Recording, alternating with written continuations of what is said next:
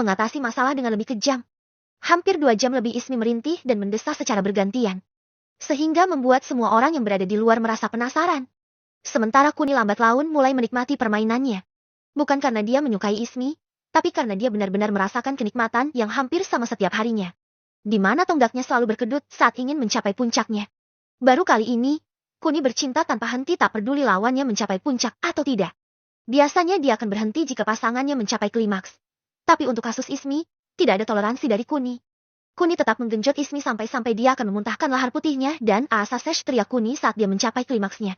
Sementara Ismi yang sudah tak tahan dengan gempuran Kuni langsung pingsan dan membuat Bobby serta Saiful mengira jika Ismi telah meninggal. Setelah puas bermain dengan Ismi, Kuni lalu menghampiri Bobby dan juga Saiful. Setelah itu dia membunuh kedua pria tersebut dengan tangannya sendiri di mana kepala keduanya pecah akibat injakan dari Kuni. Setelah itu dia berteriak pada Mohan untuk membereskan semuanya dan membuang Ismi di dalam hutan. Dan itu dilakukan oleh 10 rekan Mohan. Tanpa melihat Ismi, Kuni lalu pergi ke ruangan di mana ke-9 pelaku serta tahanan sedang asyik-asyiknya bercinta. Hanya saja dari 4 wanita, ada 2 yang bersimbah darah yang menandakan jika mereka masih bersegel. Sementara kelima laki-laki yang diruda paksa bagian duburnya ada 3 orang yang pingsan karena tak tahan dengan siksaan para tahanan tersebut. Sedang yang 2 menangis keras sambil memikirkan betapa pilunya hidup yang dia jalani itu. Saat Kuni masuk tadi, ada 2 orang yang masih mencumbuhi pelaku. Tapi keduanya berasal dari tahanan homoseksual. Sementara tahanan pemerkosaan sudah berhenti 15 menit setelah main. Dengan kata lain data statistik membuktikan jika mereka hanya mempunyai nafsu tanpa ada pengendalian di dalamnya. Setelah melihat data, Kuni akhirnya kecewa. Karena tidak ada satupun dari para tahan ini yang bisa menahan nafsunya. Dengan kata lain, jika mereka sudah bebas, mereka akan melakukan hal yang sama dan pasti akan jatuh korban lagi. Aku sangat kecewa pada kalian. Ternyata kalian adalah manusia-manusia yang tak pantas untuk diberi kesempatan kedua untuk menikmati alam bebas. Ucap Kuni yang membuat mereka sedikit bingung. Tuan, bukannya kami sudah menuruti permintaan Anda? Ucap salah satu dari mereka. Aku memang menyuruh kalian. Tapi jika kalian ingin bebas, bukannya harus bisa mengendalikan apa yang jadi hukuman untuk kalian? Ucap Kuni yang membuat semua tahanan merasa geram dibuatnya. Meskipun semua marah, tapi tak ada satupun yang berani melawan Kuni. Karena di belakang Kuni ada puluhan orang siap kapan saja jika mereka berani mendekati Kuni. Mohan, kebiri semua laki-laki yang ada di sini, termasuk pelaku yang merundung Mela. Ucap Kuni lalu pergi. Tak lupa dia menyuruh Mohan untuk membebaskan keempat wanita pelaku dan juga menjual semua video-video yang telah berhasil direkamnya. Kuni tak membunuh Tantri, tapi dia memberi penyakit pada Tantri sehingga kurang dari 1 bulan. Nyawa Tantri akan melayang sendiri. Sementara untuk Ismi, Kuni sengaja membuangnya, agar dia tahu rasanya menjadi korban. Bahkan Kuni berpikir jika setelah kejadian ini, Ismi mungkin akan bertobat dan menjadi pribadi yang lebih baik lagi. Setelah memberi pelajaran pada semuanya, Kuni lalu pulang tepat pukul 10 malam. Dan melihat semua orang sedang menunggunya di ruang keluarga. Rupanya setelah Kuni pergi menemui Bobby di gudang, Mela menceritakan kejadiannya pada mereka bertiga sehingga mereka bertiga menunggu Kuni untuk meminta kejelasan lagi. Terlebih Vela yang sangat marah dengan ibunya karena berani menjual adik kesayangannya. Kalian tidurlah. Tak perlu takut lagi, karena manusia-manusia itu telah mati semua. Kecuali ibu kalian. Aku hanya memberinya sedikit pelajaran lalu membebaskannya. Ucap Kuni seketika yang membuat Vela dan Mela sedikit lega. Setelah itu, mereka semua tidur bersama. Di mana Vela tidur dengan Mela, sedang Dewi tidur dengan Sisal. Hanya Kuni yang tidur sendiri dan dia tidak mempermasalahkannya. Karena tadi dia sudah puas menghajar Ismi. Keesokan paginya, Kuni kembali mengajak Vela untuk menemui laki-laki yang telah merenggut kegadisannya. Kuni mengajak Vela menemui bos showroom mobil yang pernah menjadi mantan bos Mona. Di mana sebelumnya, Kuni meminta alamat rumah Yanto Suratman pada Mona sebelum mengajak Vela menemui Yanto. Dengan menaiki mobil pertamanya, si Viper, Kuni melajukan mobilnya dengan kecepatan sedang sambil menikmati pemandangan di sekitarnya. Dia sangat menikmati hari-harinya sebagai orang kaya dengan tidak peduli lagi dengan dirinya yang akan kehabisan uang. Apalagi dari segi keuangan dari perusahaan joknya saja sudah lebih dari 1.000 triliun, sehingga dia tak perlu repot-repot mencari uang sendiri. Cukup cari istri, membuatkan perusahaan untuk mereka. Maka Kuni hanya tinggal menikmati hasilnya. Vela, aku mohon. Nanti kamu jangan takut. Ucap Kuni yang mencoba menenangkan Vela. Setelah beberapa saat, mereka tiba di kediaman Yanto yang terletak di perumahan terbelakang. Bahkan dari segi rumahnya masih bagusan rumah Mona yang berkelas B. Karena Yanto bukan keluarga besar lagi. Praktis di rumahnya tidak ada pengawal ataupun satpam. Yang ada hanya tukang kebun yang sedang membersihkan tamannya. Bahkan tukang kebunnya itu hanya bekerja 2 kali dalam seminggu. Lalu Kuni menanyakan keberadaan Yanto pada tukang kebunnya dan mendapati memang Yanto ada di dalam. Kuni lalu masuk dan membiarkan tukang kebunnya itu melanjutkan pekerjaannya. Tukang kebun hanya mengangguk, apalagi saat melihat mobil sport milik Kuni. Sehingga dia yakin jika Kuni adalah orang kaya teman bosnya itu. Setelah masuk, Kuni mendengar samar-samar ada orang yang sepertinya sedang bertengkar. Entah siapa yang bertengkar, yang jelas antara wanita dan laki-laki. Saat Kuni mendekati sumber suara yang berasal dari dapur, Kuni dan Vela terkejut. Rupanya Yanto berusaha memperkosa pembantunya. Sedangkan wanita itu memberontak dan sedikit terisak tangis. Sekali bajingan, akan tetap bajingan. Ucap Kuni yang membuat Yanto terkejut dan langsung menghentikan aktivitasnya. Siapa kamu? Beraninya kamu masuk ke rumahku tanpa izin? Teriak Yanto karena kesenangannya merasa diganggu oleh Kuni. Siapa aku? Dasar Pak Tua Bandhok. Bab 211, Gadis Misterius. Siapa aku? Dasar Pak Tua Bandhok. Ucap Vela yang membuat Yanto terkejut. Kamu, ucap Yanto lalu teringat dengan wajah Vela saat dulu dia meruda paksa Vela. Apa kamu masih menginginkan kenikmatan yang dulu kau rasakan itu, ucap Yanto sambil tangannya meraih Vela. Belum sempat tangan itu menyentuh Vela. Tiba-tiba terdengar suara kraak sekaligus teriakan seseorang. Ya, tangan Yanto dipegang oleh Kuni lalu pergelangan tangannya diremukan oleh Kuni dengan begitu mudahnya. Yanto hanya bisa mengerang kesakitan yang membuat pembantu Yanto sedikit senang sekaligus ketakutan. Karena baru kali ini dia melihat orang sekejam Kuni yang bisa meremukan pergelangan tangan dengan cengkeramannya. Ternyata, sekali bajingan tetap bajingan. Ucap Kuni lalu menendang perut Yanto dan membuat Yanto langsung memuntahkan makanan yang baru saja dimakannya. Setelah itu, Kuni menghajar Yanto di depan Vela dan pembantunya sampai membabi buta. Bahkan wajah Yanto sudah tak bisa dikenali lagi akibat pukulan Kuni. Tak lama kemudian Yanto mati secara mengenaskan dan Kuni pergi setelah memastikan Yanto benar-benar mati. Setelah itu Kuni kembali ke rumah dengan senyuman yang bahagia di mana semua masalahnya telah selesai. Sebelum dia kembali ke mobil, dia menelpon Tuan Erik untuk membereskan mayat Yanto sehingga saat di tengah perjalanan, dia bertemu dengan beberapa mobil polisi yang menuju ke arah rumah Yanto. Tuan Kun, aku mengucapkan terima kasih karena telah membalaskan dendamku. Ucap Vela. Panggil aku Kuni Vel. Bukankah kamu calon istriku? Ucap Kuni yang membuat Vela tersipu malu. Tapi Tuan, ucap Vela tak berani meneruskan ucapannya. Di mataku, kalian semua sama. Dan aku akan mengandalkanmu untuk kedepannya. Ucap Kuni sambil mencubit pipi Vela. Sesampainya di rumah, Kuni lalu mandi untuk membersihkan tubuhnya. Dia mandi ditemani Dewi. Karena sejujurnya Dewi haus akan belayan Kuni. Sehingga dia nekat menggoda Kuni. Sementara Kuni tak tergoda oleh Dewi. Dia ingin anak dalam kandungan Dewi baik-baik saja. Apalagi ada Mona, Vela, Mela dan Sisel sehingga dia akan memilih bercinta dengan mereka ketimbang dengan Dewi. Selesai mandi, nampak jelas raut wajah kekecewaan terlihat di wajah Dewi. Dia tak mengira jika Kuni sudah kebal terhadap godaannya. Kamu kenapa cemberut tuh? Tanya Kuni yang sengaja pura-pura tak tahu. Kamu jahat Kun? Ucap Dewi. Aku jahat kenapa lagi tuh? Tanya Kuni. Bukankah kamu tahu aku menginginkan itu? Tapi kamu tak meresponku. Ucap Dewi menunjukkan kekesalannya. Aku lebih peduli sama anak di kandunganmu itu. Aku tak ingin mengalami nasib yang sama dengan guruku itu.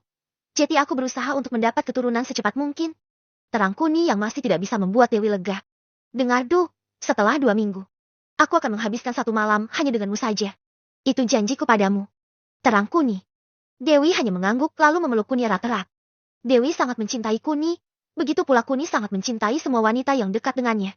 Tak terasa waktu makan siang telah tiba dan semua orang kali ini makan dengan damai dan tenang. Bahkan sesekali mereka saling melirik karena kehidupan mereka yang selalu ada masalah akhirnya berhenti. Kehidupan damai ini telah membuat Kuni lupa dengan perusahaan ojolnya.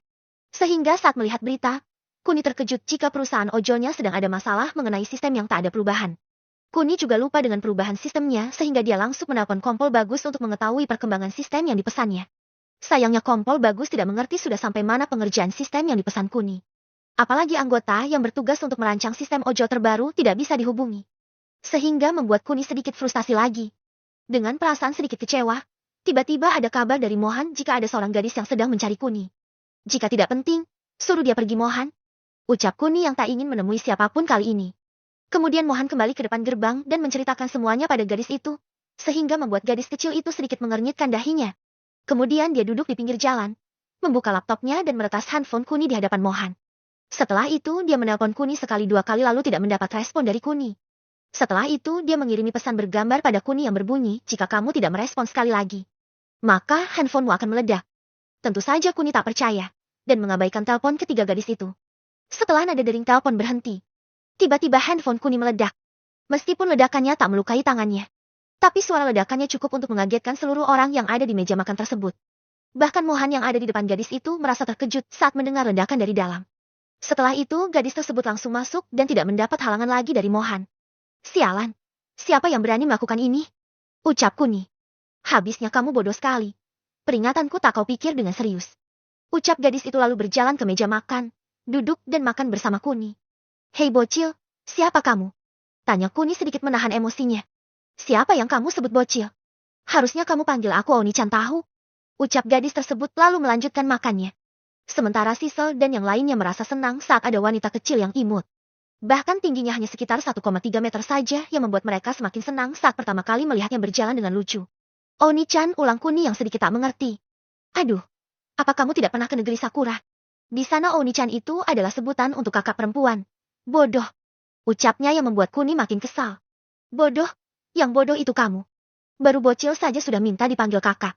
Teriak Kuni yang membuat gadis tersebut tertawa terpingkal-pingkal. Hahaha. Baik Kuni Mirza, umur 24 tahun, punya istri 3, tapi istri yang pertama telah mati akibat kecelakaan bersama dengan neneknya. Istri kedua bernama Sisel Hartanto berusia 22 tahun dan istri ketiga bernama Dewi Sanjaya berusia 21 tahun. Ucap gadis tersebut setelah tertawa terbahak-bahak. Kamu? Dari mana kamu tahu? Sebetulnya Dewi dan Sisel juga terkejut. Hanya saja mereka tak berani bertanya karena data informasi pribadi Kuni dengan begitu mudah didapatnya. Bab 212. Seorang ahli IT. Eva Mahoni. Kamu? Dari mana kamu tahu? Ucap Kuni yang mendapat anggukan dari semua orang yang ada di meja makan. Itu mudah saja. Itu data kamu yang disebarkan di publik sehingga aku mengetahui semuanya. Bahkan telepon kamu juga sangat mudah diretas sehingga aku bisa meretas teleponmu kurang dari 10 detik. Ucap gadis tersebut yang kembali membuat semua orang terkejut. Gadis kecil di depan mereka seperti monster informatika atau seperti anak kecil yang salah pergaulan. Bahkan Sisel masih tak percaya jika data diri mereka bisa didapat dengan begitu mudahnya. Hei tunggu, siapa kamu sebenarnya? Ucap Sisel yang membuat gadis itu sedikit narik alisnya. Oni-chan, kalian semua yang ada di sini harus memanggil aku dengan sebutan Oni-chan. Ucapnya yang membuat Kuni kehilangan kesabarannya. Cukup, cepat jelaskan siapa kamu. Ucap Kuni sambil menggertakkan giginya. Bukankah tindakanku sudah membuktikan jika aku adalah seorang ahli IT, ucap Dewi memotong ucapan gadis itu. Haah. Ucap mereka hampir serempak karena terkejut. Ya betul putri Dewi dari keluarga Sanjaya, ucap gadis itu penuh hormat pada Dewi. Jadi kamu yang menghancurkan handphoneku. Ucap Kuni sambil berusaha meraih gadis tersebut. Jangan khawatir Kun, aku sudah mencopi databasemu. Sehingga jika ada handphone yang baru, maka aku bisa mengembalikannya seperti semula. Ucap gadis tersebut tanpa ada rasa merasa bersalah. Kamu, ucap Kuni. Apa iya? Seorang miliarder di kota Malang akan marah hanya karena kehilangan handphone yang seharga 10 jutaan. Kalau kamu tidak mampu membeli lagi, maka aku akan menggantinya sekarang juga. Ucap gadis tersebut yang seolah-olah menampar Kuni. Dasar umpat Kuni yang tak lagi melanjutkan kemarahannya. Kuni sadar jika dia membutuhkan orang seperti dia sehingga kali ini Kuni menahan amarahnya. Sedangkan gadis tersebut lalu melanjutkan makannya dengan lahap. Apalagi dia setelah turun dari bandara langsung ke sini sehingga dia sedikit kelaparan. Alhasil dia sekarang makan banyak di rumah Kuni. Setelah selesai makan, dia lalu beranjak pergi menuju sofa dan tidur di sana. Dan tindakannya itu membuat Kuni lagi-lagi menahan amarahnya. Kamu, Oni-chan. Kamu harus panggil aku Oni-chan. Ucap gadis itu sambil menunjuk-nunjuk Kuni. Kuni yang awalnya ingin marah. Tiba-tiba dia menahan emosinya lalu berkata dengan tenang pada gadis itu.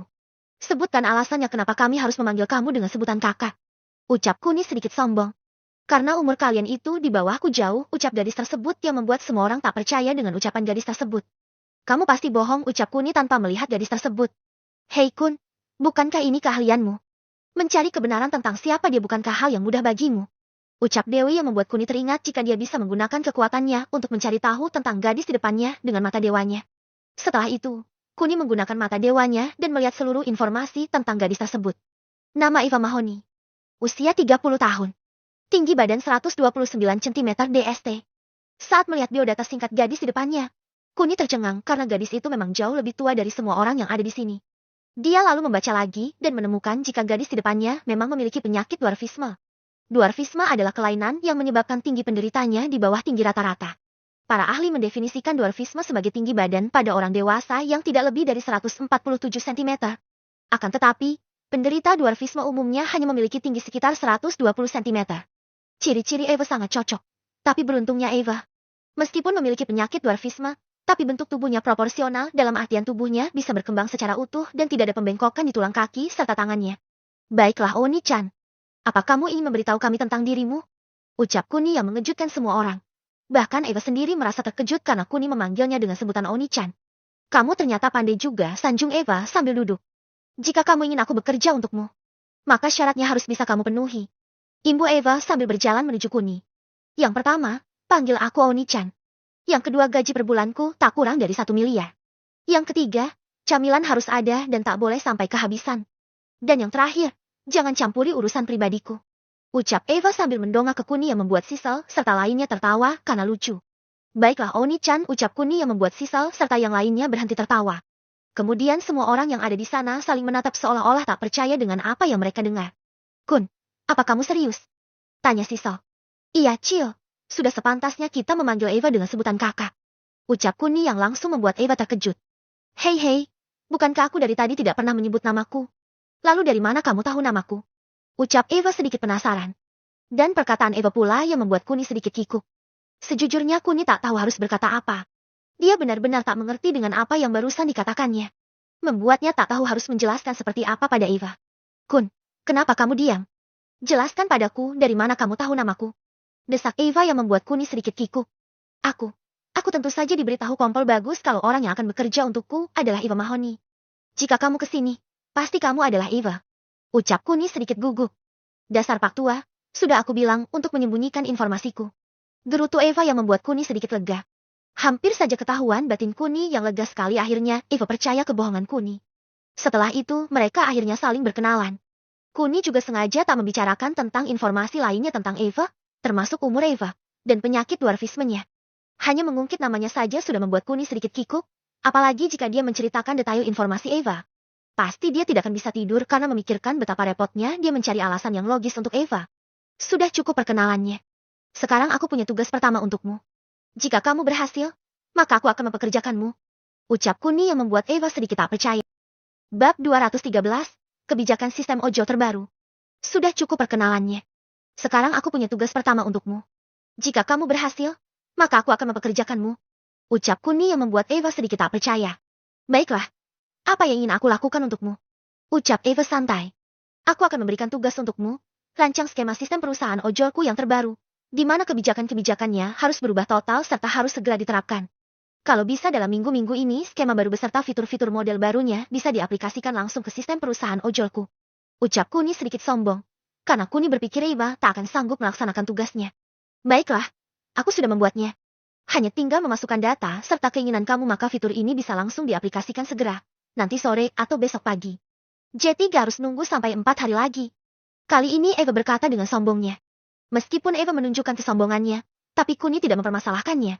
Bagi Kuni, kualitas bakat lebih utama daripada ego dan ambisi. Apa kamu yakin sudah mengerjakannya? Ucap Kuni sedikit tak percaya. Dengar Kun, aku mengerjakan ini saat berada di pesawat. Dengan kata lain, aku mengerjakan kurang dari 4 jam. Dan kamu masih meragukan kemampuanku. Sekarang kamu katakan apa keinginanmu. Aku akan membuktikannya secara langsung. Ucap Eva. Baiklah, coba catat dulu semua daftar yang aku inginkan. Ucap Kuni. Pertama, insentif sebesar 40.000 untuk 13 trip. Dan 100.000 untuk 22 trip. Waktunya selama 24 jam. Tarif dasar layanan sebesar 8.000, bersih. Sistem terdekat dari orderan yang masuk. Dilarang pakai fake GPS, nuyo titik dan menciptakan orderan palsu. Selain itu, setiap hari harus ada notifikasi untuk bekerja secara jujur dan adil. Tungkas Kuni. Kun, kamu baik hati sekali. Puji Eva. Apa kamu sudah bisa menerapkannya? Ucap Kuni yang tak menghiraukan pujian dari Eva. Itu mudah Kun, hanya saja beberapa poin yang kamu sebutkan sudah ada sebelumnya. Ucap Eva. Aku tahu. Tapi aku butuh tindakannya. Ucap Kuni yang membuat Eva sedikit bingung. Maksudmu Kun? Tanya Eva. Sebelumnya itu hanya wacana saja. Meskipun ada poinnya sudah tertulis. Tapi tindakannya tidak diterapkan. Ucap Kuni. Aku tahu maksudmu. Sebentar aku rubah. Ucap Eva lalu mengotak-atik komputernya. Setelah beberapa saat, Eva mempresentasikan hasil analisanya dengan seksama sesuai dengan data yang diberikan Kuni. Sesuai dengan apa yang kamu lihat Kun, jika kita tetap memakai sistem yang lama. Keuntungan perusahaanmu tetap untung setiap bulannya berkisar antara 1 sampai 2 triliun. Tapi jika kita terapkan sistem yang baru ini, maka keuntungan terbesarnya hanya kisaran ratusan juta saja per bulan. Dan itu juga tergantung dari kebijakan diskon dan promo yang kamu berikan. Di sini aku memakai promo setiap harinya mencapai 50% dari anggaran atau pendapatan setiap bulannya. Jika kita melakukan ini, maka permintaan orderan akan semakin meningkat. Hanya saja dari segi keuntungan tetap hanya kisaran ratusan juta per bulannya. Terang Eva yang membuat semua orang terkejut. Ternyata Eva sepandai itu. Aku ingin menerapkan itu secepatnya. Ucap Kuni tanpa pikir panjang lagi. Bisa saya terapkan sekarang, tapi akan berdampak pada keefektifan sistem yang ada sekarang. Tanpa maintenance yang cukup bisa berakibat kegaduhan pada semua pihak. Bahkan siapapun yang terlibat akan bingung dengan sistem yang tiba-tiba berubah tanpa pemberitahuan. Terang Eva. Hems, baiklah. Apa ada saran? Tanya Kuni. Menurutku, kamu harus menyuruh Kak Mona untuk mengumumkan kebijakan baru ini melalui konferensi pers. Dengan begitu kebijakannya akan cepat menyebar dan perusahaanmu akan mendapat rating serta kredibilitas yang sangat baik di mata masyarakat. Ucap Dewi. Hems, itu ide yang bagus. Ucap Kuni. Baiklah Eva. Oh, bukan Oni-chan. Aku ingin datanya bisa dikirim ke Mona. Karena aku ingin mengumumkannya sore ini. Selain itu, aku masih ada beberapa permintaan lagi. Ucap Kuni yang mendapat anggukan dari Eva. Aku ingin kamu mencari alumni-alumni orang yang pernah menggunakan fake GPS, ataupun Nuyul, atau Nitik. Setelah itu, beri mereka suspend 3 hari. Jika dalam 3 hari mereka tidak melepas aplikasi mood mereka, dengan terpaksa putus saja kemitraan mereka, ucap Kuni, ini keinginan aku sendiri, Sor. Hehehe. Itu perkara mudah, Kun. Aku bisa mencarinya kurang dari 5 menit. Selain itu, sebelum kita suspend, aku ingin mengirimi mereka sebuah peringatan. Jika mereka tak mengindahkan sampai acara konferensi pers, kita bisa langsung memberikan suspend sebagai peringatan selanjutnya dan melakukan pemutusan kemitraan mereka secara sepihak sesuai dengan data yang kita miliki. Bagaimana? Terang Eva yang membuat Kuni terkagum-kagum padanya. Bakat Eva benar-benar luar biasa. Sesuai permintaanmu. Aku menginginkan secepatnya. Ucap Kuni. 30 menit kemudian, Eva sudah menuntaskan semua tugas yang diberi Kuni dengan sangat baik. Bahkan pekerjaan Eva terbilang sangat kilat jika dibandingkan saat Dewi memesan sebuah sistem untuk perusahaannya 2 tahun yang lalu di mana dia membutuhkan waktu hampir 1 bulan untuk mendapatkan sistem perusahaan ojolnya yang sangat ideal. Aku sudah menyelesaikannya, Kun. Apa aku layak bekerja untukmu? Ucap Eva menyombongkan dirinya. Baiklah, aku akan membayar dirimu. Berikan nomor rekeningmu. Ucap Kuni tanpa basa-basi lagi. Eva lalu memberikan nomor rekeningnya dan terkejut semenit kemudian karena ada saldo masuk sebesar 10 triliun di akun banknya. Kun. Ini. Ucap Eva terbata-bata. Dia tak menyangka jika rekeningnya akan bertambah saldo sebesar 10 triliun. Bahkan gaji 1 miliar yang dia minta pun terlalu tinggi menurutnya. Karena dia biasanya mendapatkan 100-500 juta sebulan. Tapi sekarang saat dia baru bekerja beberapa menit saja sudah menghasilkan 10 triliun dengan begitu mudahnya. Aku membayar 10 triliun secara langsung. Kamu bisa menghitung sendiri berapa tahun kamu akan mengikutiku dengan uang 10 triliun itu. Ucap Kuni lalu pergi meninggalkan semua yang ada di sana. Kuni lalu menuju kantor barunya yang terletak 2 kilometer dari perumahan Silver Lake. Dalam perjalanan Kuni juga menelpon Mona dan menceritakan sedikit tentang sistem ojol terbarunya. Bab 214. Akar yang mengecewakan pohonnya. Dalam perjalanan Kuni juga menelpon Mona dan menceritakan sedikit tentang sistem ojol terbarunya. Apa ada yang tahu bagaimana respon yang dimiliki oleh Mona setelah mendengar penjelasan Kuni? Ya betul. Mona lagi-lagi mengeluh karena Kuni selalu memberikan pekerjaan tambahan untuknya yang membuat Mona sedikit kesal. Bahkan dia baru saja menjabat sebagai CEO dan memperoleh perusahaannya. Tapi tugas yang diberikan Kuni seolah-olah tiada henti. Sesampainya di sana, Kuni terkejut saat melihat Lisa dari kejauhan. Dia tak tahu pasti apakah Lisa bekerja di kantornya atau hanya sekedar menemui Mona. Tapi saat mengingat sepak terjang Mona yang tak bisa dia duga, Kuni berpikir jika Mona mungkin membawa Lisa. Tanpa berlama-lama, Kuni lalu masuk dan berjalan ke arah Lisa. Lisa tentu saja terkejut saat Kuni menghampirinya. Lisa tahu jika Kuni memang kaya. Tapi dia tak tahu jika Kuni adalah pemilik dari perusahaannya. Apalagi Mona tak pernah menceritakan jika Kuni adalah pemilik perusahaan tersebut. Yang Lisa tahu awalnya Mona adalah sekretaris Kuni. Terlebih Mona sudah mematuhi Kuni dengan tidak menyebarluaskan identitas Kuni. Tuan Kun? Sapa Lisa. Hai Lisa, bagaimana kabarmu? Sapa Kuni. Aku baik Tuan. Ada perlu apa Anda datang ke sini? Tanya Lisa. Aku hanya ingin bertemu Mona. Ucap Kuni santai. Oh, jika Anda ingin bertemu direktur, apa Anda sudah membuat janji? Karena direktur sudah berpesan jika tidak ada janji, maka Anda tidak bisa bertemu dengan beliau. Ucap Lisa. Tentu saja aku sudah membuat janji dengannya. Kalau tidak percaya, kamu bisa bertanya pada Mona sekarang. Ucap Kuni yang tak ingin menyulitkan Lisa. Baiklah sebentar Tuan Kun. Ucap Lisa lalu dia menghubungi seseorang. Beberapa detik kemudian, Lisa mengantar Kuni ke ruangan Mona di lantai atas. Sesampainya di sana, Kuni tercengang saat mengetahui jika ruangan Mona sangat luas sekali. Bahkan di belakang meja kantornya, terdapat kamar VIP yang tak kalah mewahnya dengan kamar hotel suite bintang kelima. Hai Mon, apakah ini ruang kerjamu, atau kamar pribadimu? Tanya Kuni sedikit keheranan. Dengar Kun, aku mendesain ini khusus untukmu. Aku tahu jika aku tak mungkin tinggal denganmu. Tapi satu hal yang pasti, di sini, di ruangan ini, kita bisa memahami satu sama lain dan saling melampiaskan hasrat kita. Di sini, aku sepenuhnya milikmu. Goda Mona pada Kuni yang mendapat sambutan hangat dari Kuni. Meskipun itu di kantor, Kuni masih mencembui Mona. Karena Kuni percaya jika Mona bisa menjaga privasi hubungannya dengan Kuni. Terlebih lagi, ruangan ini secara khusus didesain untuk Kuni. Dan sekarang hanya ada Mona dan Kuni di lantai tersebut dan secara peraturan, yang boleh masuk hanya sekretaris Mona serta beberapa eksekutif perusahaan. Itu pun juga atas izin Mona. Apa kamu yakin kita akan aman jika di sini, Mon? Tanya Kuni sesaat menghentikan cumbuannya. Aku yakin, Kun, siang ini. Aku adalah milikmu. Ucap Mona lalu menyambar mulut Kuni. Setelah itu, mereka saling mencumbu sekaligus saling melepas pakaian mereka masing-masing. Tak lupa di sela-sela cumbuan, terdapat sebuah momen di mana mata Mona yang sayu memancarkan sebuah mata yang tersirat kesedihan. Dia sedikit sedih karena perceraiannya telah selesai. Di mana secara hukum, dia sudah resmi berpisah dengan mantan suaminya Aris. Kamu kenapa, Mon? Tanya Kuni sambil menghentikan aktivitasnya. Aku sudah resmi bercerai, Kun. Ucap Mona sedikit sedih. Kamu jangan khawatir. Aku akan memberikan kebahagiaan yang tak pernah diberikan olehnya. Ucap Kuni. Sejujurnya kamu sudah memberikan kebahagiaan itu, Kun. Ucap Mona. Kemudian Kuni mencumbui Mona lagi.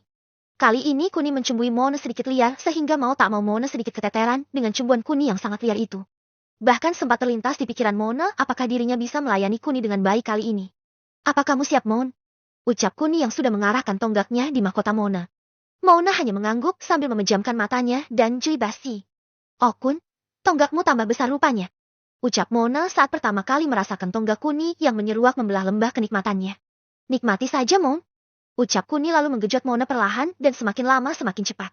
Oh, Kun, oh ya, raco Mona saat Kuni memaju mundurkan tonggaknya.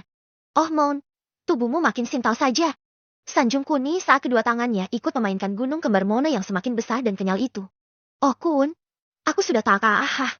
Ucap Mona yang langsung mencapai klimaks pertamanya saat baru saja dipuji oleh Kuni. Saat Kuni melihat waktu baru 5 menit, membuat Kuni sedikit kecewa. Ternyata Mona tidak setangguh lainnya. Kamu cepat sekali keluarnya, Mon. Ucap Kuni. Aku terlalu nafsu saja, Kun. Sehingga aku tak bisa membendung gairah serta kenikmatan yang telah kamu berikan padaku. Dalih Mona. Baiklah, kita lanjut ya. Ucap Kuni yang mendapat sedikit keraguan di wajah Mona. Kemudian Kuni memasukkan tonggaknya lagi dan Mona mendesah lagi. Meskipun desahan Mona tidak seheboh yang pertama, tapi desahan kali ini sudah cukup membuat Kuni sangat bernafsu sehingga ingin segera menuntaskannya. Lagi-lagi setelah hampir 10 menit kemudian, Mona mencapai klimaks keduanya dan membuatnya seperti gadis yang tanpa tenaga sama sekali. Baru 30 menit mereka bercinta. Mona sepertinya sudah lebih dari 6 jam bercinta dengan Kuni. Sementara Kuni sangat-sangat kecewa dengan Mona. Bahkan awalnya Kuni sudah merasakan kenikmatan yang dia rasakan dari desahan Mona. Tapi tak berselang lama Mona sudah tak sanggup melayani Kuni. Mon, apa kamu masih sanggup melanjutkannya? Tanya Kuni sedikit penasaran. Mona hanya mengangguk pelan meskipun sejujurnya dia sudah tak sanggup lagi. Di samping itu dia sibuk beberapa hari ini yang menyebabkan vitalitasnya menurun akibat tubuh yang kurang beristirahat. Kuni lalu mengarahkan tonggaknya lagi dan lagi-lagi saat baru 5 menit. Mona sudah menjerit kesakitan karena pelumasnya sudah habis dan dinding mahkotanya mengering yang menyebabkan rasa perih yang luar biasa. Jika dulu saat bersama Kinan, Kuni mungkin akan memberi sedikit bantuan sehingga mereka bisa tahan lebih lama. Tapi kali ini Kuni sudah bertekad untuk tidak membantu mereka. Dengan begitu mereka akan berpikir jika dirinya pantas dilayani oleh beberapa wanita sekaligus. Bab 215, Pengorbanan Lisa. Tapi kali ini Kuni sudah bertekad untuk tidak membantu mereka. Dengan begitu mereka akan berpikir jika dirinya pantas dilayani oleh beberapa wanita sekaligus. Aku masih belum puas, Mon, keluh Kuniyazi membuat Man sedikit bersalah. Sebentar, Kun. Aku akan memanggil seseorang. Ucap Mon lalu meraih handphonenya. Kemudian dia menelpon seseorang dan kurang dari 5 menit. Pintu kantor Mona diketuk lalu dibuka oleh seseorang. Selama 5 menit pula, Mona tak henti-hentinya mengulum Kuni. Bahkan Mona berpikir jika Kuni ternyata sangat kejam saat bercinta. Nona Direktur, teriak suara seorang wanita yang memanggil Mona. Mona lalu menghentikan aktivitasnya dan segera memanggil Lisa. Aku ada di ruangan belakang meja, teriak Mona lalu melanjutkan mengulum tonggak Kuni. Sementara Lisa yang tak mendapat situasi yang janggal lantas mendekati Mona dan membuka kamar pribadi Mona. Suara Lisa terkejut saat melihat Mona dan Kuni telanjang bulat dan Mona yang sedang jongkok di depan Kuni sambil mengulum tonggak Kuni. Masuklah, Lis, aku ingin meminta sesuatu padamu. Ucap Mona yang berdiri dan duduk di samping Kuni. Tapi kalian, ucap Lisa ingin menolak. Masuklah, teriak Mona yang sudah tak sabar lagi. Kemudian Lisa masuk sambil menundukkan kepalanya dan tak ingin melihat mereka berdua. Lisa, Seorang gadis berusia 23 tahun yang memiliki bentuk tubuh yang biasa-biasa saja. Tinggi badannya hanya sekitar 155 cm. Lebih tinggi dari Mela dan kulit Lisa yang mencerminkan gadis desa serta tergolong dari keluarga sederhana. Bahkan sedari awal saat melihat Lisa pertama kalinya di showroom mobil milik Yanto, Kuni seperti tidak minat dengan Lisa. Dan sekarang, Mona ingin agar Lisa melayani Kuni dan Kuni mau bercinta dengan Lisa. Cerita macam apa ini? Batin Kuni yang mengeluh padaku karena alur ceritanya sangat tak bisa ditebak oleh Kuni. Lis, aku mohon. Layanilah Kuni. Ucap Mona sedikit lembut karena dia benar-benar ingin Lisa melayani Kuni. Mon, apa kamu sudah gila? Teriak Lisa tak percaya. Lisa bukannya tak mau. Tapi dia terkejut saat sahabatnya sendiri meminta dirinya untuk melayani seorang laki-laki. Terlebih lagi, Lisa tahu jika Mona baru saja resmi bercerai dengan mantan suaminya. Dan sekarang, Lisa melihat Mona sedang telanjang bulat dengan pria lain yang membuat Lisa sangat terkejut. Jangan banyak bicara, Lis. Kamu harus menuruti semua keinginanku, bukan? Ucap Mona sambil mengingat janji Lisa pada Mona sebelum Lisa mengikuti Mona dan bekerja sebagai sekretaris Mona. Tapi bukan seperti ini, Mon. Keluh Lisa. Kemarin lusa yang lalu, saat Kuni memberitahu jika Mona adalah direkturnya. Dia lalu dengan cepat menghubungi Lisa untuk menjadi sekretarisnya dengan gaji yang sangat menggiurkan.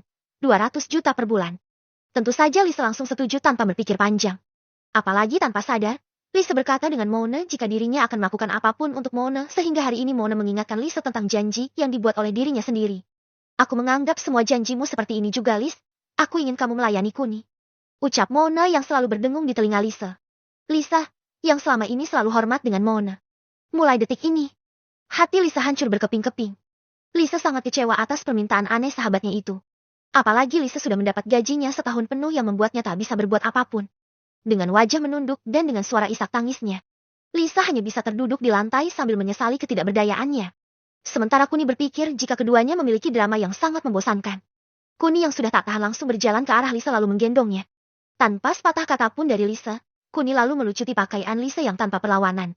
Lisa seperti mayat hidup saat mengetahui jika dirinya akan ternodai kali ini. Kuni terkejut saat membuka baju Lisa dan melihat kulit putihnya, bahkan kulit Lisa jauh lebih putih dari kulit Mona dan Vela. Dan mata Kuni juga ternganga saat melihat mahkota Lisa yang tanpa bulu itu serta masih berwarna sedikit kemerah mudaan.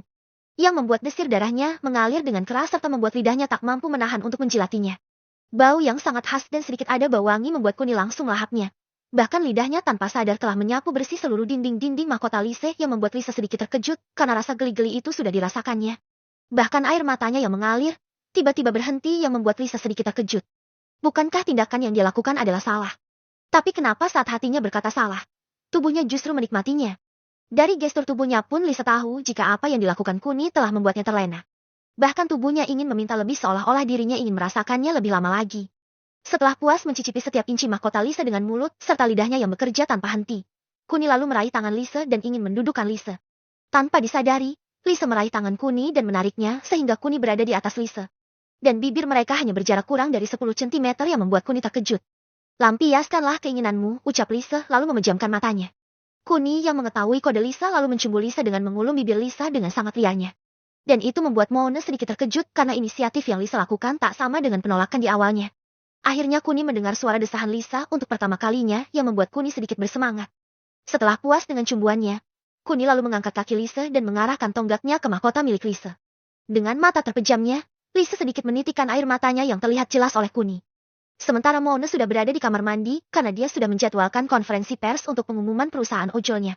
Meskipun ada sedikit kecemburuan, tapi Mona sadar diri jika dirinya tak mampu melayani Kuni seorang diri.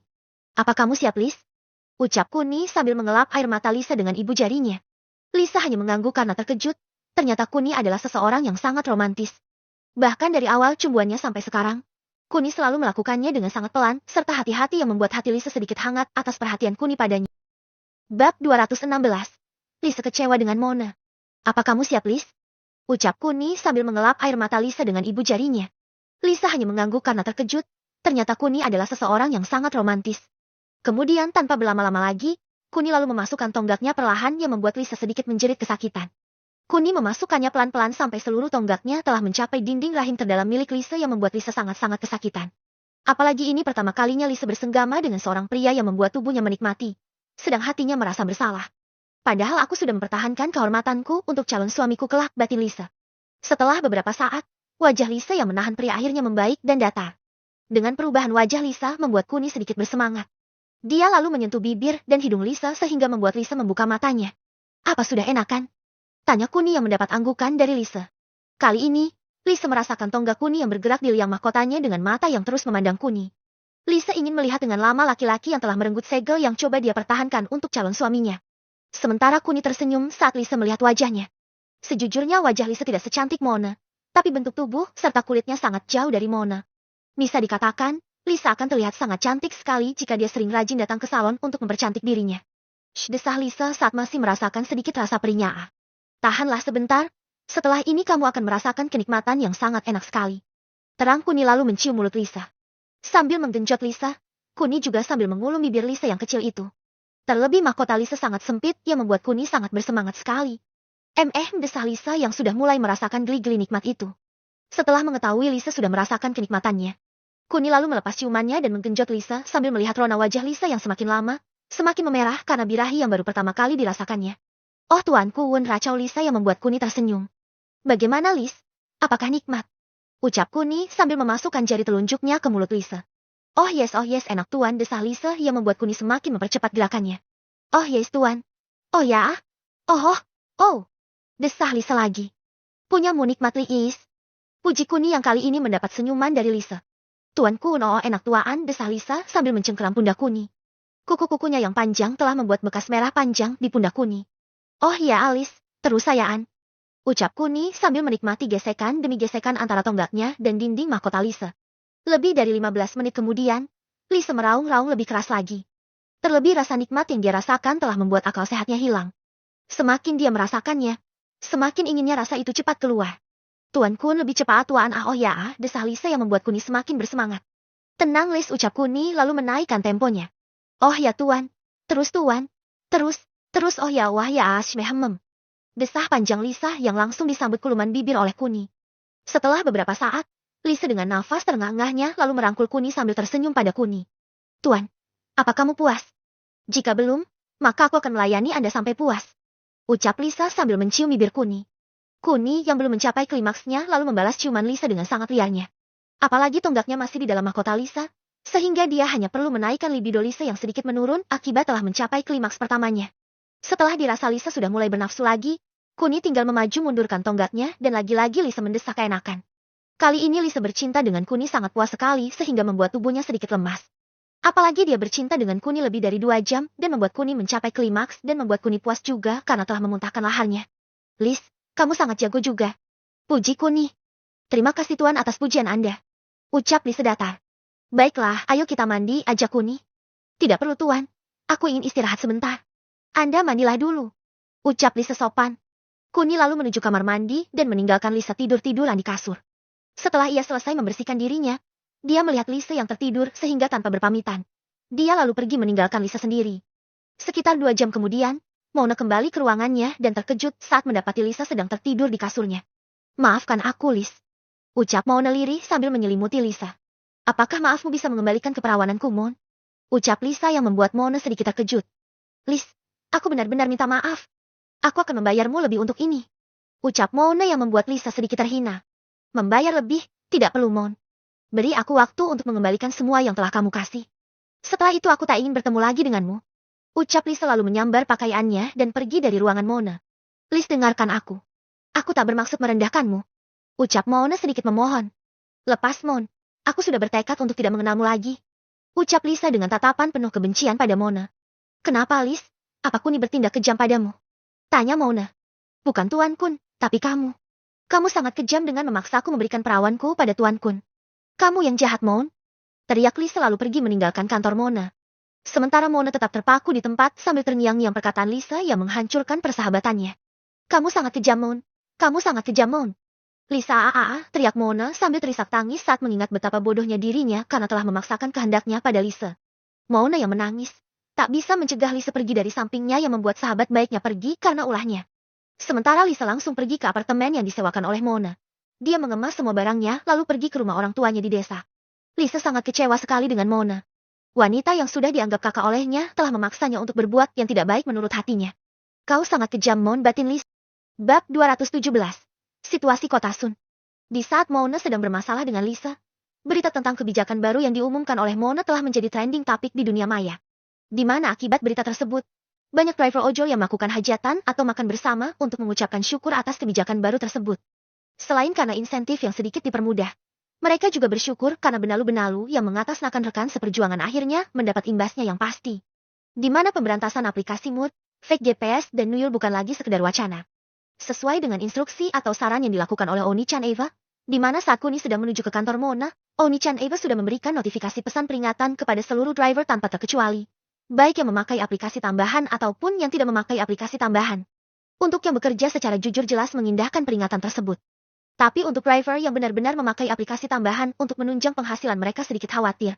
Tapi saat mengingat sepak terjang mereka selama menjadi ojol membuat mereka tidak lagi cemas. Mereka berpikir jika peringatan seperti ini sudah sering mereka baca, tapi hasilnya tetap. Mereka masih bisa menggunakan aplikasimu tambahan. Tanpa mereka sadari jika peringatan yang sekarang bukan lagi sebuah wacana kosong belaka. 5 menit setelah konferensi pers selesai. Lebih dari 50% driver di seluruh negeri mengalami suspend massal. Hal ini menyebabkan kegaduhan di dunia maya. Di mana berita suspend massal akibat aplikasimu tambahan telah merambah dengan cepat dan sampai di telinga Kuni serta teman-teman yang lain. Bahkan ada beberapa teman yang ikut makan bersama Kuni terkena imbasnya. Bagi mereka, suspend seperti ini akan dengan cepat meredah. Sehingga masih ada yang tidak melepas atau mencopot aplikasi moodnya. Dengan cepat 4 hari telah berlalu. Di mana selama 4 hari ini Mona tidak bergairah untuk hidup.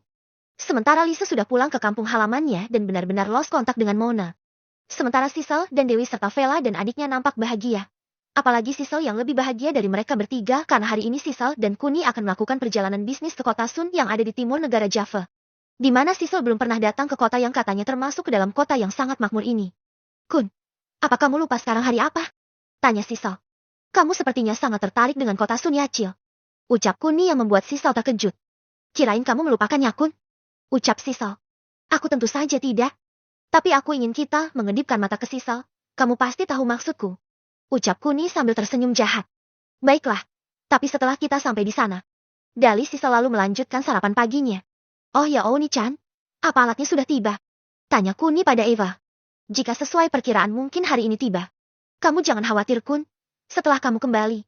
Keamanan kompleks ini akan menjadi sangat mutakhir. Ucap Eva dengan bangganya. Aku menunggu itu.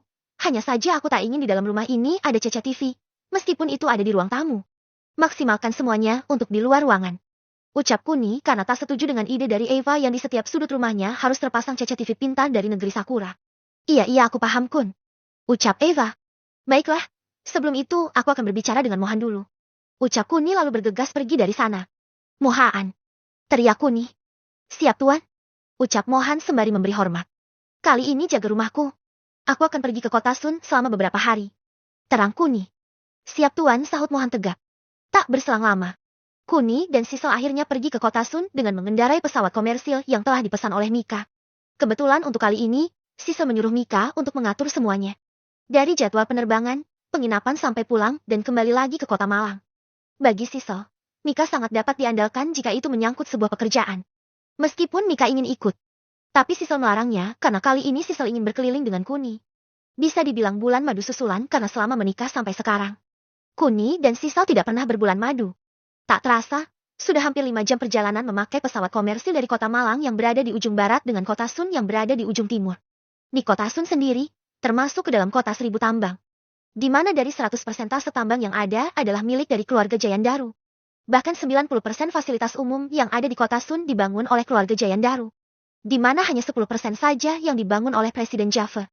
Hal inilah yang menguatkan isu jika kota Sun sendiri akan membentuk negara sendiri dan melepas diri dari kekuasaan negara Java. Sayangnya, isu itu hanya sekedar isu sehingga wacana tersebut tak terrealisasikan. Apalagi saat mengetahui jika kepala keluarga Jayandaru, Leo Hadi Jayandaru telah meninggal, sehingga isu-isu panas sebelumnya mereda dengan sendirinya. Di kota Sun sendiri hanya ada satu keluarga besar, yaitu keluarga Jayandaru. Sedangkan keluarga kelas atas atau menengah tidak ada. Yang ada hanya keluarga biasa yang kehidupannya hanya bekerja di penambangan milik keluarga Jayandaru. Hal ini yang menyebabkan tidak akan ada keluarga berkembang lainnya. Tapi dari segi kelayakan hidup, mereka yang bekerja di penambangan keluarga Jayandaru bisa hidup berkecukupan tanpa merasa kelaparan. Hal inilah yang menyebabkan kota Sun termasuk ke dalam kota yang sangat makmur dan bersih. Meskipun panas dari hamparan gurun serta bukit-bukit bebatuan yang dijadikan tambang tak membuat mereka merasa lelah dengan kehidupan di sini. Jika kalian tidak punya istri, kalian tak perlu khawatir di sini. Karena di sini ada lebih dari 100 kompleks prostitusi yang sangat terkenal. Bahkan untuk bekerja di kompleks prostitusi ini, kita nggak bisa sembarangan. Di mana kebersihan badan kita yang menjadi alasan utama untuk kita bisa bergabung dengan rumah-rumah bordil di sini. Perlu diketahui, dari sekian banyaknya istri Leo Hadijayandaru, hanya ada 3 yang bukan berasal dari rumah bordir.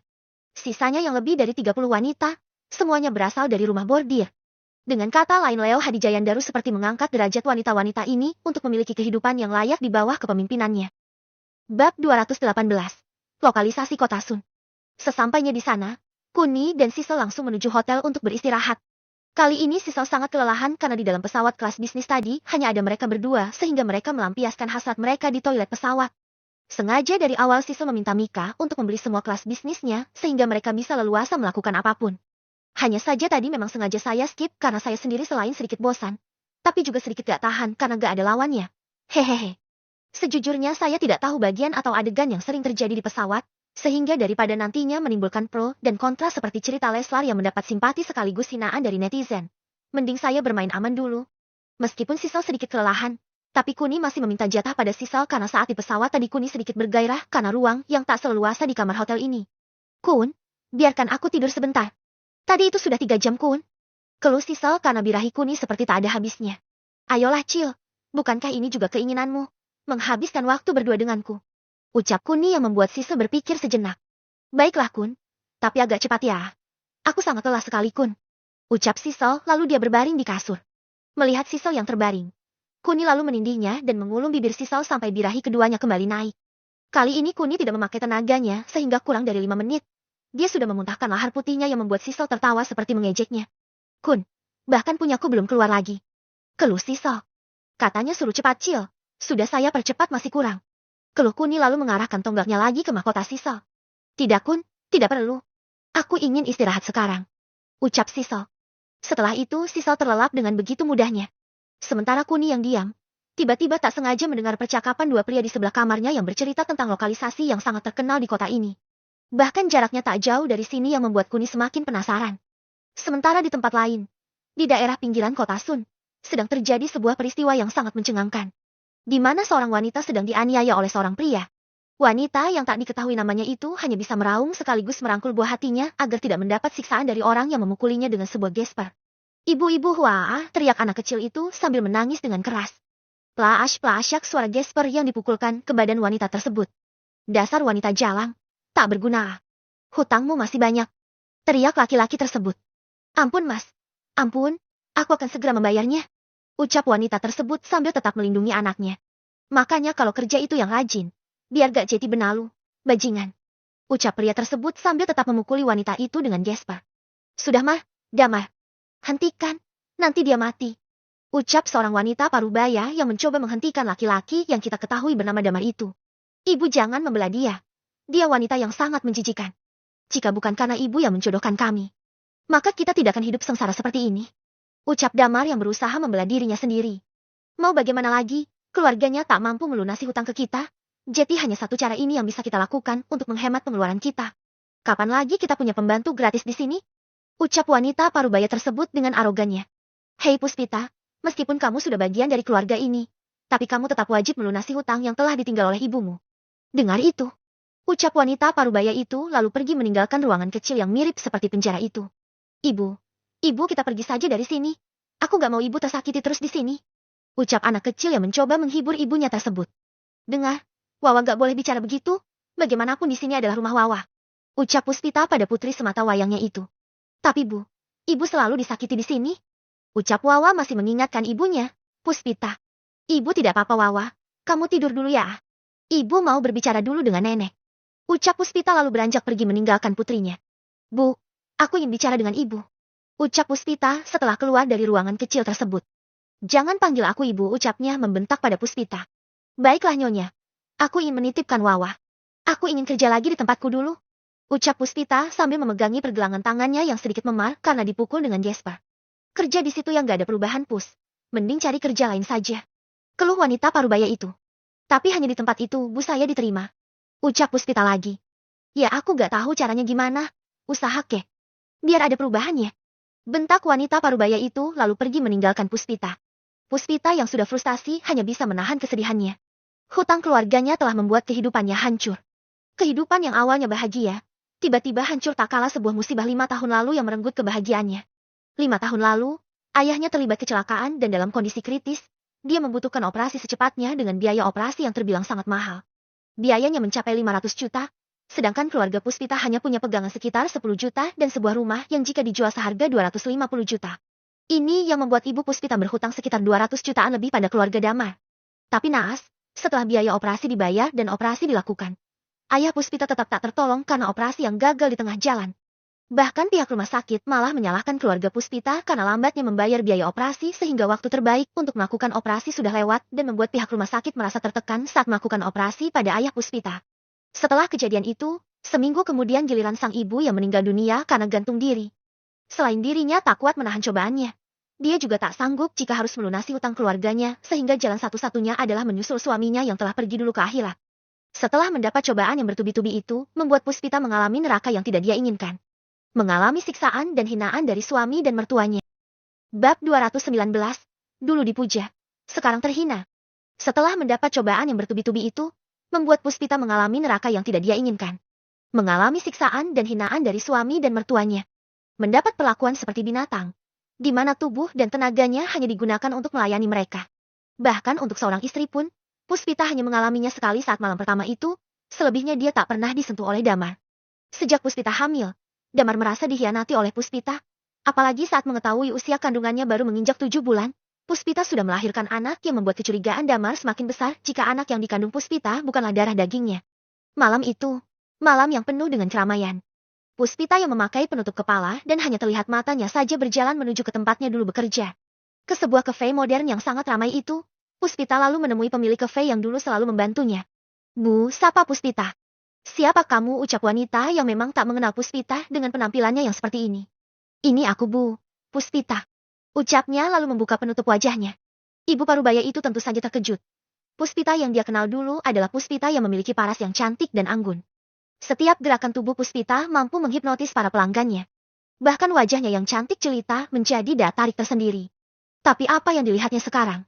Benarkah ini Puspita yang aku kenal, batin wanita parubaya itu? "Lihatlah wajahmu, penuh memar dan pelipis matamu juga bengkak.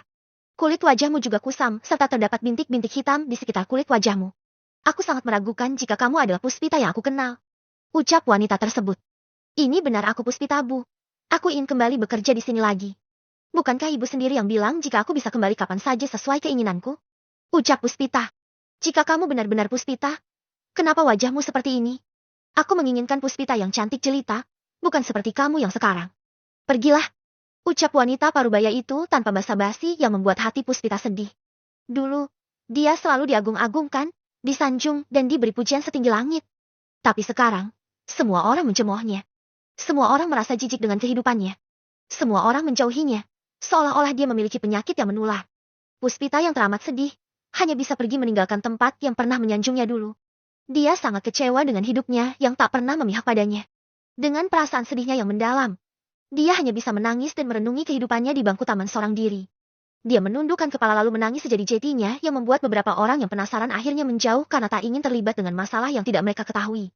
Tanpa Puspita ketahui, rupanya dia telah menarik seorang pria yang sedang merokok sambil terus memperhatikan Puspita. Pria tersebut seperti menunggu mangsanya lengah sehingga nantinya dia bisa dengan mudah memangsanya. Benar saja setelah 10 menit, Puspita yang berhenti menangis langsung didatangi oleh pria tersebut. Dengan senyum serta sikap yang sopan, pria tersebut berusaha untuk mengenal Puspita lebih dekat lagi. "Jika dengan menangis bisa menyelesaikan masalah, maka kamu akan mendengar tangisan orang-orang di setiap detik waktumu," ucap pria tersebut yang membuat Puspita sedikit terkejut. "Apa maksud Anda?" tanya Puspita. "Jika kamu punya masalah, maka hanya dirimulah yang bisa menyelesaikannya," ucap pria tersebut dengan kata-kata bijaknya. "Masalahku tak akan pernah selesai dengan begitu mudahnya," ucap Puspita. "Hei ayolah, di dunia ini hanya kematian yang tidak bisa menyelesaikan masalah. Selama kamu hidup, maka kamu akan dapat menyelesaikan masalah. Percayalah," ucap pria tersebut sembari memberikan botol air putih pada Puspita. "Maaf aku tak bisa menerimanya," ucap Puspita sopan karena dia tak ingin menerima apapun dari seseorang yang tidak dia kenal. "Jangan khawatir, ini masih tersegel. Kalau tidak percaya, silahkan buka sendiri," ucap pria tersebut dengan sopan. Kemudian Puspita meraih botol tersebut lalu membukanya dan klik bunyi botol terbuka yang membuat Puspita semakin yakin jika di dalamnya tak terdapat apa-apa. "Oh ya, aku Roy." "Kamu siapa?" ucap pria tersebut. "Aku Puspita," ucap Puspita singkat. Aku Jetty terheran-heran, bagaimana bisa seorang wanita secantik dirimu bisa menangis terseduh-seduh seperti itu? Ucap Roy sambil menyanjung Puspita. Bukankah aku jelek sekali sehingga tak ada yang mau mendekatiku? Ucap Puspita sambil mengingat perkataan wanita pemilik kafe itu. Tidak, kamu sangat cantik. Hanya saja wajahmu sedikit memar. Setelah memarnya hilang, aku yakin kamu akan menjadi gadis yang cantik jelita. Ucap pria tersebut dengan senyum ramahnya. Meskipun Puspita senang, tapi dia tak bisa menunjukkannya karena dia teringat dengan tujuan awalnya dia pergi dari rumahnya. Maaf, aku harus pergi. Terima kasih airnya. Ucap Puspita lalu beranjak pergi meninggalkan pria tersebut. Tunggu, kamu mau kemana? Tanya Roy penasaran. Aku akan mencari pekerjaan. Ucap Puspita. Pekerjaan? Aku ada jika kamu mau. Hanya saja pekerjaannya di rumah bordil. Ucap Roy pelan. Rumah bordil, ucap Puspita ingin meyakinkan telinganya jika yang dia dengar itu tak salah. Iya, rumah bordil. Aku bisa memasukkanmu ke sana. Ucap Roy sedikit antusias. Maaf aku gak minat, ucap Puspita lalu pergi dari sana. Roy lalu mengejarnya sambil berusaha merayunya. Dengar, jika kamu butuh uang instan, maka di sana sangat cocok. Selain itu rumah bordil tidak sehina yang kau bayangkan. Di sana, semua orang saling menghargai. Saling mensupport dan tak pernah menjatuhkan. Terang Roy. Tinggalkan aku. Ucap Puspita lagi yang tak menghiraukan ucapan Roy. Baiklah aku tidak akan mengganggumu lagi. Tapi tolong simpanlah nomorku. Ucap Roy lalu dia meninggalkan Puspita setelah menyerahkan kartu namanya. Puspita ingin sekali membuangnya. Tapi saat dilihatnya Roy sedang menatapnya. Maka mau tak mau dia langsung menyimpan di sakunya dan pergi dari tempat itu. Puspita berjalan sepanjang malam untuk mencari pekerjaan untuknya. Tapi sayang, dengan kondisinya yang sekarang membuatnya mendapat penolakan dari siapapun. Sungguh sial. Teriak Puspita. Bab 220. Buku usah milik guruku. Sungguh sial. Teriak Puspita. Kenapa hidupku sangat menyedihkan seperti ini? Ucap Puspita sambil menangis lagi. Setelah selesai, Puspita lalu berjalan lagi menuju rumah Damar. Sesampainya di sana, waktu sudah menunjukkan pukul 1 dini hari yang membuat Damar murka. Apalagi dari tadi Damar menahan lapar karena Puspita tak pulang-pulang. Dasar jalang, kemana saja kamu? Kamu tak tahu aku sangat kelaparan. Cepat buatkan makanan. Teriak Damar. Puspita yang ketakutan lalu pergi ke dapur untuk membuat makanan buat Damar. 10 menit kemudian makan sudah jadi dan langsung dilahap oleh Damar. Setelah selesai makan, Damar yang sudah memiliki tenaga langsung meraih gagang sapu dan memukul Puspita dengan begitu kejamnya. Ini akibat karena kamu telah membuatku kelaparan, ucap Damar. Ampun mas, ampun. Ucap Puspita sambil melindungi kepalanya. Setelah sekitar 15 pukulan, Damar berhenti lalu keluar. Sementara Puspita yang sambil menahan tangisnya lalu meraih handphonenya dan menghubungi Roy. Halo Roy, aku mau bekerja di sana. Ucap Puspita lalu menutup teleponnya. Sementara Kuni dan Sisal telah tertidur lelap. Meskipun Kuni sedikit penasaran dengan apa yang didengarnya, tapi dia tak mencarinya karena besok dia masih memiliki jadwal mengikuti lelang harta karun. Pagi menyinari wajah Sisal dan Kuni yang membuat mereka sedikit terkejut. Apalagi perbedaan waktu di sana yang membuat keduanya sedikit terkejut. Mungkin bagi Kuni, tidur 1 atau 2 jam pun sudah biasa. Tapi bagi Sisal, dia sangat terganggu. Apalagi dia tidur hanya sekitar 6 jam yang membuat kepalanya sedikit pusing. Kamu kenapa, Cil? Tanya Kuni. Kepalaku pusing, Kun. Tolong pijat dong. Pinta Sisal. Kuni lalu memijatnya dan tak berselang lama. Kepala serta tubuh Sisal kembali bugar yang membuat Sisal bahagia sekali.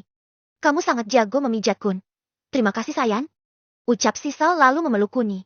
Sudah, ayo cepat kita berangkat. Aku ingin melihat keahlian kamu, Cil. Ucap Kuni. Lalu mereka berdua mandi dan sarapan. Setelah itu, mereka datang ke tempat acara lebih awal untuk mengamati sekaligus meneliti berapa nilai dari harta karun yang akan dilelang kali ini. Kali ini Kuni membebaskan Sisal. Dia ingin mengetahui kemampuan Sisal sehingga dia hanya mengikuti Sisal sambil melihat dan mendengar seluruh penjelasan Sisal dari buku panduan yang sudah disiapkan. Hal ini untuk memudahkan para kolektor untuk mengetahui nama benda sekaligus nilai sejarahnya. Awalnya Kuni sangat takjub dengan semua benda yang berkilau ini. Kuni sengaja tidak memakai mata dewanya karena dia ingin menjadi manusia normal dengan memiliki rasa penasaran dan rasa takjub. Karena jika dia memakai mata dewanya, maka dia tidak akan terkejut seperti pertama kali melihatnya. Meskipun kemungkinan Kuni kecewa sangatlah besar. Lihat Kun, ini mata elang obsidian. Bentuknya sangat nyata seperti mata elang dan dia bisa digunakan untuk menjadi liontin. Harga awalnya sekitar 2 miliar saja. Ucap Sisal sambil memperhatikan mata elang tersebut. Kun, ini adalah ornamen kuda Pegasus yang sangat indah. Terbuat dari batu regbi merah hati yang membuat sejuk mata yang melihatnya. Harganya sekitar 10 miliar saja. Terang Sisal lagi. Kuni hanya mengangguk sambil mengagumi apa yang ada di sana. Hampir sekitar 3 jam, Seluruh harta karun yang akan dilelang sudah dilihat oleh Sisal dan dia juga telah membuat daftar nama-nama barang yang ingin dibelinya. Menurutmu apa ini sudah pas, Kun? Tanya Sisal. Kamu duduk dulu, Cil. Aku akan melihatnya sekali lagi. Ucap Kuni lalu berjalan ke arah pameran itu lagi. Kali ini Kuni memakai mata dewanya dan dari 30 harta karun yang akan dilelangnya ada 8 yang asli dan nilainya juga sangat fantastis sekali di mana ada 4 harta karun yang nilainya jika ditotal mencapai 500 triliun lebih. Setelah mencocokkannya dengan pilihan Sisal, hanya ada satu barang yang sama. Hanya saja nilainya sekitar 1,5 triliun. Sedangkan untuk mata elang dan ornamen kuda Pegasusnya hanya barang antik biasa dan harga aslinya juga tidak lebih dari 15 miliar. Setelah melihat-lihat, Kuni lalu kembali dan menjelaskan pada Sisal tentang semua pendapatnya.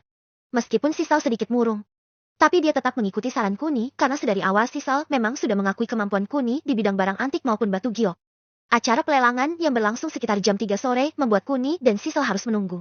Apalagi waktunya masih pukul 2 dan kurang 1 jam lagi acara dimulai. Minggir, minggir, mohon beri jalan. Ucap petugas sambil mendorong troli yang berisi buku-buku usang. Kuni yang mendengar teriakan petugas sedikit penasaran. Lalu dia terkejut saat melihat buku yang hampir sama dengan buku yang dikasih oleh Tuan Handi. Kuni lalu mengikuti troli itu dan mendekati troli tersebut saat sudah di tempatnya. Kemudian kerumunan orang mendekat dan melihat satu persatu buku tersebut lalu bubar dengan sendirinya. Yang tersisa hanya Kuni yang masih membuka satu persatu buku tersebut dengan seksama. Ini benar seperti milik buku guruku. Batin Kuni. Kun, ayo. Acara mau dimulai. Ucap Sisal menyadarkan Kuni. Baik, Cil. Tolong tambahkan buku ini di daftar barang yang ingin kita beli. Bisik Kuni pada Sisal. Ini Kun, ucap Sisal pelan sambil menunjuk buku-buku usang di depannya. Kuni hanya mengangguk sambil merangkul Sisal. Setelah itu, mereka duduk di tempat masing-masing dan acara lelang pun dimulai. Kali ini hanya ada sedikit barang yang dilelang jadi tidak butuh waktu lama. Sekitar 3 jam kemudian acara lelang selesai dengan Kuni menyapu bersih barang-barang yang ada di daftarnya tanpa hambatan. Termasuk buku-buku yang usang itu yang berjumlah sekitar lebih dari 50 buku telah ia beli dengan harga 200 miliar. Tanpa mereka sadari jika buku yang dibeli Kuni ini bernilai lebih dari 500 triliun di mana setiap bukunya sekitar 10 triliun lebih.